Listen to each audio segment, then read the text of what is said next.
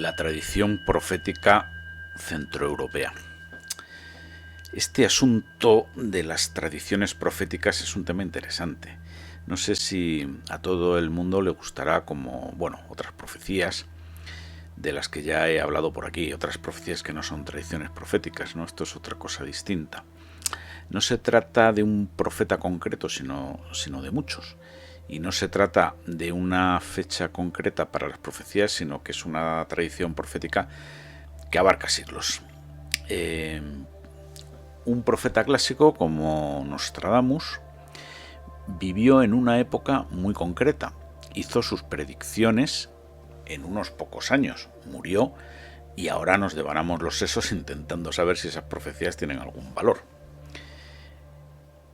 En el caso de la tradición profética centroeuropea, hay muchos profetas profetizando a lo largo de siglos. Bueno, puede parecer algo sin interés, porque profetas ha habido y habrá muchos a lo largo de los siglos, profetizando sobre las cosas más variadas. ¿Qué hace interesante a estas predicciones? Pues que predicen más o menos las mismas cosas, y esto es algo extraordinario, porque claro, que del orden de 100 profetas a lo largo de, de siglos y siglos, se pongan de acuerdo, entre comillas, en todo lo que van a decir es más o menos similar, más o menos lo mismo, pues es algo notable, ¿verdad? Esto les otorga cierta credibilidad, porque Nostradamus, por ejemplo, podrá fallar o acertar, pero es un solo profeta, que bien pudo haberse inventado todo. No lo sabemos a ciencia cierta, yo creo que no, pero no podemos estar seguros al 100%. Sin embargo, que haya, ya lo veremos luego, 60 o 70 profetas en una misma localización geográfica, esto también es importante, es decir, están localizados en Centroeuropa, entre los ríos Rin, Elba y Danubio, ¿no? En toda esa parte de Austria, Baviera, Checoslovaquia, ciertas partes de Suiza. Bueno, pues es algo curioso, ¿verdad? Sobre todo porque no son zonas de fe muy concretas, es decir, hay protestantes, hay católicos, es gente del pueblo, ¿no? Es decir, no, unos son más creyentes, otros menos, otros no creen nada. Pues están todos en una misma localización geográfica y todos predicen más o menos lo mismo a lo largo de varios siglos, en una época en que si algo faltaba era información de todo tipo, pues ya es algo bastante más difícil de cometer fraude en estas condiciones, ¿no? Es decir, se podría pensar que unos copiaron de otros, pero es difícil porque son tradiciones muy locales, muy de aldea, ¿no? Muy del pueblo. Con Internet nos hemos acostumbrado a que la información sea ubicua e infinita. Estamos todos, mal acostumbrados, pero los más viejos hacen memoria de qué suponía tener información de algún tema, por ejemplo, en la década de los 80. Era muy complicado. Y no hablemos de la década de los 80, pero por ejemplo, en el siglo XVIII, la gente del común pues sabía las cosas de su aldea, y solo de su aldea, que el emperador se llamaba fulanito de tal, y pare usted de contar, y no sabían más. Eso los que sabían leer y escribir, y que era pues una minoría, ¿no? No había electricidad, y cuando se ponía el sol, lo único que se podía hacer pues era irse a dormir. ¿Qué es una profecía? Bueno, averiguar qué va a pasar es imposible, porque el futuro no existe. El futuro no es un continente desconocido que pueda explorarse, pero las semillas de lo que vaya a ocurrir más adelante ya están en lo que estamos haciendo ahora, en el presente, ¿no? El presente determina el futuro. Creo que alguna vez he hablado de esto más en profundidad en otro post. A lo largo de 15 siglos se había ido formando en Centroeuropa más o menos el ámbito de lengua alemana entre el Rin, el Elba y el Danubio, como dije antes, pues un cuantioso conjunto de vaticinios muy coherentes entre sí, un corpus de textos y tradiciones de origen diverso, pero que vistos en conjunto parecían un solo escenario, ¿no? Que esta es la cosa notable que quiero remarcar aquí, ¿no? Por ir al grano y para concretar de qué estamos hablando, voy a exponer los puntos proféticos, las profecías concretas, es decir, el mínimo común múltiplo de este conglomerado profético de siglos y que más o menos se podría resumir en los siguientes puntos.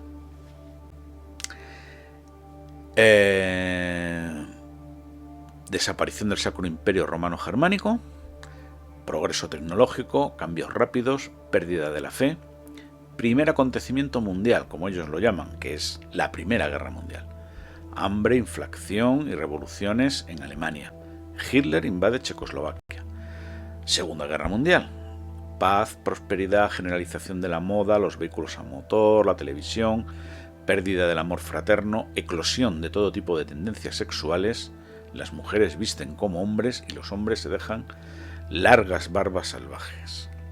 Esto último es una verdad como un templo. Todos conocemos la moda hipster y esas pobladas barbas. Pocos hombres se afeitan ya, es algo, lo cual era algo muy común hasta hace solo 20 años. Es decir, las barbas eran una cosa rara y no muy bien considerada hasta hace relativamente poco tiempo. Bueno, hasta aquí, con estos puntos que acabo de decir, digamos que está la parte histórica de ese mínimo común múltiplo de las profecías centroeuropeas. Pero lógicamente hay más, porque esto es historia, no es predicción del futuro, ¿no? Ahora veremos los acontecimientos que no se han producido en nuestro punto particular de la historia, ¿no? El tiempo, estamos en el 2022, el tiempo se va moviendo continuamente hacia el futuro. Y lo que en el siglo XIX era profecía es historia en el siglo XXI, lógicamente, ¿no? Sin embargo, quedan unas cuantas que parece que aún no se han cumplido, ¿no? Y digo parece porque hay ambigüedades típicas de vaticinios aún no cumplidos, ¿vale? Y estos vaticinios aún no cumplidos, por hacer ese resumen también apresurado, serían los siguientes puntos. Señales en el cielo, un gran crucifijo, granizo cósmico, aerolitos, invasión desde el este de rusos, chinos y musulmanes, uso de armas químicas en Europa, bombas atómicas en el mar producen inundaciones, Gran Bretaña se hunde en parte, cataclismo en la corteza terrestre, batallas finales en Centro Europa, la naturaleza reacciona contra la guerra, 3 días de oscuridad, desaparición de buena parte de la humanidad, hambre, escasez, caos. El Papa huye de Roma y corona a varios reyes en Europa. Un Papa y un emperador santos pacifican el mundo. Rusia se convierte. El Islam es destruido. Y finalmente llega una llamada Edad Dorada, ¿no? Bueno, como dije antes, la existencia de una hipotética conspiración mundial sostenida a lo largo de siglos para ponerse de acuerdo en dar todos estos vaticinios es sumamente improbable. Porque en otras partes del planeta se ha dicho más o menos lo mismo y porque las fuentes son con frecuencia sumamente iletradas. No creo que se hayan copiado unos a otros porque son textos muy poco conocidos y poco accesibles incluso para eruditos. Estas profecías son muchas veces condicionadas. Algo parecido se puede encontrar en el relato del profeta Jonás que viene en la Biblia. Os recomiendo que lo leáis porque ejemplifica perfectamente qué ocurre cuando una profecía es condicional y la conducta de los hombres puede cambiar su destino. Y ejemplifica también lo que le puede ocurrir a la credibilidad de un profeta cuando consigue cambiar el curso de la historia. En efecto, Jonás fue requerido por Dios para predicar en la ciudad asiria de Nínive, actual Mosul, que está en Irak. El razonamiento es el siguiente. Primero, predicar a los ninivitas su destrucción si no cambian. Segundo, los ninivitas cambiaron y la destrucción no se produjo. Tercero, pero ¿por qué no hubo destrucción? ¿Porque cambiaron o porque Jonás mentía y no la iba a ver de todos modos? Y ahí el profeta pierde parte de su credibilidad, porque nunca se sabrá a ciencia cierta. Pero la historia de Jonás merece también consideraciones de otro género. Porque Jonás, como la joven troyana Casandra, anunciadora de desgracias, es el prototipo de todo sistema de alerta temprana. Si les hacen caso a lo que avisan, no ocurrirá lo que auguraban. Se habrán equivocado y sufrirá su prestigio. Pero si no les hacen caso y ocurre la desgracia que quisieron prevenir, no servirá de consuelo saber que tenían razón, sino solo añadirá amargura al desconsuelo de saberse inútiles y a la frustración del esfuerzo baldío. Esto es algo muy parecido a lo que decía un amigo que tengo sobre los videntes, videntes de apariciones de la Virgen María, ¿no? Aparicionistas, que pululan como hongos hoy día, ¿no? Saber que la Iglesia ha reconocido muy pocas apariciones marianas. Sin embargo, si vais a un catálogo de videntes, bueno, hay miles, ¿no? Creo que vi una cifra hace poco, eran más de 2000 apariciones vigentes hoy día. En fin, bueno, pues lo que decía era, se hacen predicciones que luego no se cumplen, ¿no? Pero claro, ¿qué dice esta gente? Se hacen predicciones que luego no se cumplen, pero como todo está sujeto a la oración, pues se dice que no se han cumplido porque se ha orado, ¿no? Se ha rezado. Y mi amigo, que es un cachondo, dice que eso es el comodín del público. Y tiene razón, si se cumple bien, y si no, es que se ha orado. Ya. Bueno, lo cierto es que los indicadores objetivos nos están confirmando que empeora este tramo de la carretera del tiempo. Se acumulan las señales de peligro. Los vaticinios de la tradición centroeuropea son esperanzadores, y no porque contradigan las tendencias objetivas, sino porque nos recuerdan que todo es condicional y que todo depende de nosotros. En buena medida somos hijos de nuestros actos y escultores de nuestro destino individual y colectivo. Tradiciones y profecías en Centroeuropa. Esta selección de predicciones procedentes de Europa Central se compone de 75, bueno, he puesto aquí vaticinios, no son vaticinios, son por un lado tradiciones proféticas y por otros profetas más o menos identificados, ¿no? Que luego han hecho cada uno de ellos sus vaticinios.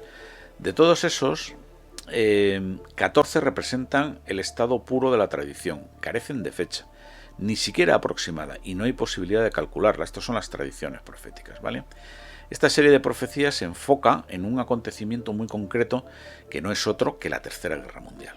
No se sabe cuándo será, pero por ejemplo, a fecha de hoy, febrero de 2022, parece que la situación en Ucrania podría ser el detonante de esa Tercera Guerra Mundial. Se habla de unos presagios muy concretos que anunciarán esa guerra y que serían los siguientes. Bueno, la Pascua caerá en el día de San Marcos. El poderío inglés quedará quebrantado. Se verán 2 lunas durante 4 horas y el sol será de color rojo oscuro. Y la primavera será temprana y hermosa. Bueno, este tipo de frases pues me recuerdan las de Dragones y mazmorras, ¿no? Como decía en el anterior post, son como acertijos, ¿no? La Pascua caerá el día de San Marcos. Bueno, pues la próxima Pascua del día de San Marcos es en 2038. Queda lejos todavía. El poderío inglés será quebrantado. ¿Y eso qué quiere decir exactamente? Fijaros, pero hay una frase, la primavera será temprana y hermosa, y efectivamente este invierno está siendo muy suave, muy poco lluvioso, con muchas horas de sol o mucha luminosidad, ¿no? Es decir, da la sensación como que la primavera efectivamente vendrá pronto, será temprana, porque ya estamos en un tiempo prácticamente primaveral, ¿eh? Y probablemente sea hermosa, no lo sé. Pero fijaros, esa frase me ha llamado la atención. Bueno, pues por daros una relación voy a enumerar las 14, pero solamente voy a enumerar las 14 tradiciones proféticas de Europa Central, ¿vale? O sea, los otros, como hemos dicho, 75, ¿no? Bueno, pues los otras 61 profetas y tal, lo leéis en la web, porque no voy a ponerme a enumerar los 61 profetas ahora, ¿no? Las 14 tradiciones proféticas de Europa Central serían el anónimo del día de San Marcos, el anónimo de la invasión del Este, el anónimo del oscurecimiento del aire, el anónimo de la vieja profecía, el anónimo suizo, la saga de Coblenza, la batalla mundial del Abedul, la tradición del mundo muy ateo, no sabemos qué querrá decir eso, la tradición de Helweg, el anónimo de la turbulencia, otro término ignoto, María Stiefel, el padre Juan, Peter Schlinkert y el monje llamado Araña Negra. Bueno, todo muy de dragones y mazmorras.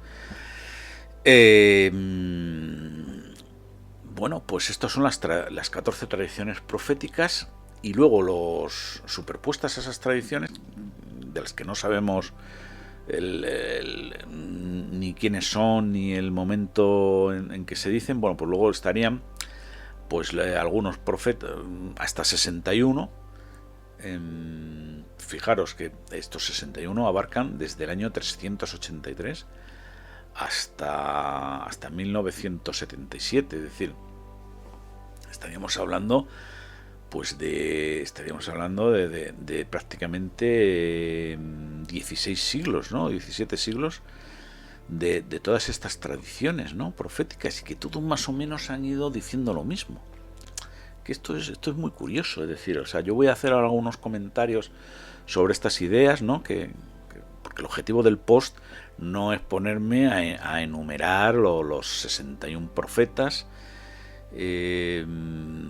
porque eso hay documentación en internet y hay libros que podéis consultar y ver los detalles, sino la idea que yo quiero que os quedéis es esa, ¿no? Es decir, ¿por qué narices 61 tíos se ponen de acuerdo a lo largo de 17 siglos para decir lo mismo, y todos además concentrados en Centro Europa, ¿vale? Aparte de los 61 profetas, hay otra cosa que no es profecía, que es la conjetura de Oswald Spengler, que luego hablaremos de ella, ¿no? Es algo muy curioso. Bueno, pues si sumamos las 14 tradiciones proféticas y los 62 profetas, que a veces son desconocidos,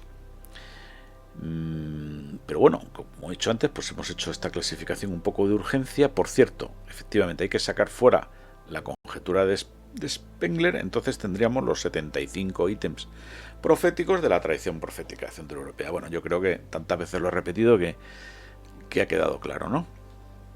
Explicarlos todos sería interminable. En cierto modo, ya hemos resumido antes lo principal, el mínimo común múltiplo del que hablaba, ¿no?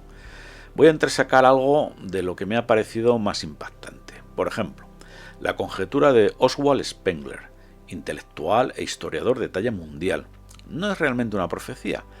Él decía, en calidad de experto mundial en historia, ¿no?, que una civilización acaba o termina, se derrumba en 3 guerras. Él hablaba de 3 guerras. Él fue testigo de la Primera Guerra Mundial. Su razonamiento era que una generación no puede participar en 2 guerras. Y como se cambia de generación cada 25 años, pues muy fácil, sumando, la Segunda Guerra Mundial tendría lugar en 1939. Acertó de pleno. Y presa de triunfalismo, predijo la Tercera Guerra Mundial, de esas 3 guerras que tiene que haber para que se derrumbe una civilización. Bueno, pues sería en 1964. Afortunadamente falló, pero es fácil saber por qué falló. Primero, los años que tarda una generación en formarse van variando. Ahora no son 25 años, son más de 30, porque las parejas tardan más años en ser padres. Y segundo lugar, pues porque hay un factor que no ha existido nunca en todas las guerras anteriores, y ese factor, bueno, pues ya sabéis cuál es, se llama bomba atómica. Y tenía razón el creador de la bomba atómica. Es el arma que pondrá fin a todas las guerras. Y realmente así ha sido. Fijaros además que no iba tan desencaminado Oswald Spengler, porque en 1964 eso fue la época de la crisis de los misiles y todo eso. Estuvo muy cerca de producirse la Tercera Guerra Mundial en 1964. Hubiera supuesto el final de Occidente, ¿no? Pero como veremos después qué puede ocurrir. Pero se estuvo muy cerca de una Tercera Guerra Mundial atómica. Entonces, hombre, no todas las guerras se han impedido por parte de la bomba atómica, ¿no?, pero sí esas guerras mundiales entre civilizaciones, ¿vale?, que son las peligrosas. Luego, en esta cuenta particular de Oswald Spengler, la Tercera Guerra Mundial no se ha producido porque nadie se atreve a iniciarla. No por falta de ganas, ojo. Pero claro, con la bomba atómica sería un suicidio. Ni siquiera en la inminente invasión de Ucrania, que será eso, una invasión y no una guerra, se transformará en guerra mundial. Por eso, las profecías del fin del mundo es posible que fallen al introducir este factor, el hecho de la existencia de un arma donde todos son víctimas y todos pierden, pues desvirtúa todas las predicciones, ¿no? Muy difícil hacer geopolítica con el tema de la bomba atómica. Y hace que sea mucho más difícil interpretar esas profecías, lógicamente. Pienso que Rusia atacará a Ucrania y recuperará históricamente lo que ha sido suyo siempre. La OTAN no hará absolutamente nada y pondrán sanciones, pero bueno, no muchas, porque si no en Europa van a pasar mucho frío los inviernos. Aquí en España menos, que hace más calor. En este tipo de profecías centroeuropeas la cronología falla muchísimo. Los profetas se animan a dar fechas, pero ninguno acierta, ¿no? Pues que dar fechas es muy arriesgado. Hay consenso en el tipo de acontecimientos que va a ocurrir, pero al decir fechas concretas el fracaso es clamoroso. Se insiste en los tan traídos y llevados 3 días de oscuridad, por ejemplo, ¿no? Esto es algo importante, que ya forma parte de la mitología cristiana contemporánea. Ya ha sido tratado este tema en otros posts de esta cripta, pero por resumirlo de forma apresurada, los 3 días de oscuridad será un acontecimiento inserto en el fin de los tiempos, donde por 3 días pues solo habrá tinieblas, oscuridad, ¿no? Por eso se llaman los 3 días de oscuridad, y los demonios serán soltados físicamente, saldrán del infierno y se dedicarán a exterminar de la tierra básicamente a los ateos y a los impíos, pero también a todo el que pillen por delante, que como son la mayoría, pues la tierra quedará bastante despoblada. La única manera de librarse será encerrarse en casa y orar con velas bendecidas el día de la Candelaria. El que saliere a la calle morirá. Es una desgracia más que ocurre además de la guerra, superponiéndose a ella. No arderá ningún fuego, los rayos entrarán en las casas y se oirán las atroces maldiciones de los demonios. No solo morirá mucha gente a manos de los diablos, sino que muchas ciudades, especialmente ateas o libertinas, como por ejemplo París, serán consumidas por el fuego. Cuando aparezca una enorme cruz en el cielo, esa será la señal de que los 3 días de oscuridad habrán transcurrido. Yo siempre he creído que eso de los 3 días de oscuridad eran parte pues, de una estética, de una mitología cristiana contemporánea, más relacionado con el mundo aparicionista que con la realidad bíblica. Pero bueno, me cuentan los que saben que no, que estoy equivocado, que tiene base bíblica, que multitud de santos han hablado de estos 3 días de oscuridad y que hay demasiados videntes y profetas que coinciden. En fin, siguen sin convencerme. El que 8 de cada 10 dentistas recomienden algo no significa que tengan razón, ¿no? Y a mí esto me suena muy confuso. En cualquier caso, en todo este entramado profético ocurre una cosa. Hay sucesos puramente terrenales, mundanos, como las guerras o las revoluciones, cosas de hombres, ¿no? De los hombres, de los humanos, y luego otro tipo de sucesos más de tipo espiritual o, si se quiere, mágico. Cosas como que la naturaleza reacciona contra el hombre, los 3 días de oscuridad que acabamos de describir, 2 lunas visibles en el cielo y así muchas más.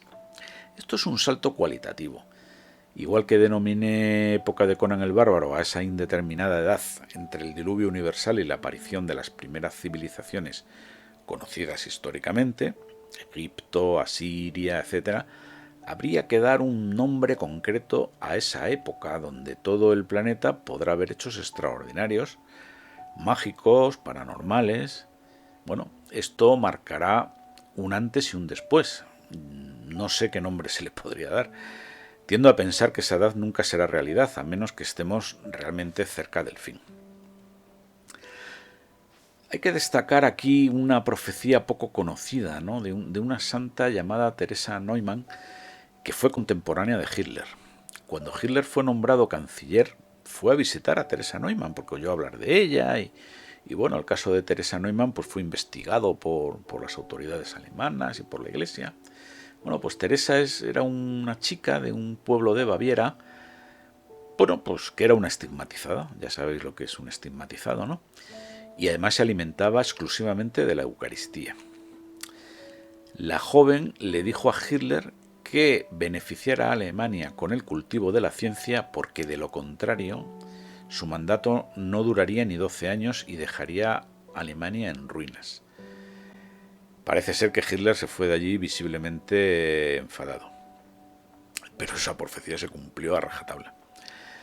En muchos de estos profetas se hace referencia a una guerra atómica de proporciones apocalípticas. Se produce, más o menos todos coinciden en lo mismo, ¿no? Se podría resumir así. Se produce una invasión rusa de Europa occidental. Acordaros del tema de ahora de Ucrania, que eso puede ocurrir perfectísimamente, ¿vale? Se tuerce el tema y los rusos no se quedan solamente en Ucrania, ¿vale? Dicha ofensiva es rechazada por los ejércitos de la OTAN. El ejército ruso es prácticamente destruido por la superioridad tecnológica de Occidente, que es real. Se retiran hacia Rusia y se produce un contragolpe atómico contra todas las ciudades estadounidenses, ¿vale? Los muertos ya podéis imaginar que se cuentan por decenas de millones. Estados Unidos responde devastando atómicamente amplias zonas de Rusia y destruyendo todos los silos de misiles. En la fase final de la guerra entran en acción los submarinos para destruir lo que queda en pie de Europa. Las ciudades más importantes acaban en un mar de llamas. El panorama es apocalíptico, como podéis imaginar. Un tercio de la humanidad ha muerto en escasas semanas. Los otros 2/3 sufrirán las nubes radiactivas y el marasmo económico y social que seguirá a la guerra, o sea, el hambre y las enfermedades y la miseria y carencias de todo tipo. En varias de las profecías se afirma que la Tierra ha tocado fondo, es decir, que las desgracias no acaban aquí, y reacciona, produciéndose terremotos y quiebras en la corteza terrestre, seguramente que producidas por los bombazos atómicos. Inundaciones, cambios climáticos, en fin, ya podéis imaginar el rosario de desgracias que vendrían después. Fijaros, esto último además lo vio el Papa Juan Pablo II, ¿no? Las inundaciones, los terremotos enormes, eso lo vio él, ¿eh? Y lo dijo. En fin, este es uno de los posibles finales de la humanidad que predicen estas profecías.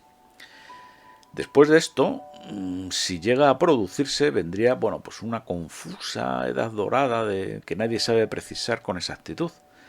¿Será la segunda venida de Cristo? ¿El descenso de la Jerusalén dorada? La verdad es que no lo sabemos, simplemente se menciona, ¿no? En ciertos momentos de algunas de las profecías se hace referencia a misteriosas naves muy modernas y silenciosas que destruirían misiles. ¿Son los ovnis? Evidentemente estos profetas desconocían que era un ovni. Cuando se derrumbó la Unión Soviética, se pensó que estas profecías ya no tenían mucho sentido, al quedar solo Rusia, porque esto estaba escrito o interpretado, mejor dicho, en clave pues de que una Unión Soviética ultrapoderosa invadía a sangrifó Occidente, ¿no? Pero esto ya no tiene mucho sentido al quedar solo Rusia y después de ni más ni menos haber perdido un 30% de su territorio después de la caída del muro y de quedar en una situación política y económica calamitosa. Pero estamos en 2022, febrero, y mira por dónde Rusia va a recuperar un buen pedazo de ese territorio perdido y se ha revelado como una potencia militar terrestre invencible prácticamente. Ya veremos a ver. Tanto es así que ya se da por descontado que la OTAN no va a hacer nada en la invasión de Ucrania, ¿no? Pero bueno, ¿quién sabe? ¿Quién lo sabe, no? Las guerras se sabe siempre cómo empiezan, pero nunca cómo acaban, ¿vale? Y bueno, y finalmente, y para ilustrar lo que puede venirse encima, una de las profecías abundaba en ciertos detalles cotidianos de lo que supone una guerra mundial entre potencias nucleares. Lo voy a describir en muy pocas frases. Desde el minuto 1 de la guerra no hay electricidad, no hay agua, no hay gasolina, no hay internet, no hay gas, no hay dinero y no hay trabajo. Desde el minuto 1. Pensarlo bien. En 24 horas volvemos al siglo XVIII de golpe. Si quieres agua, cava un pozo.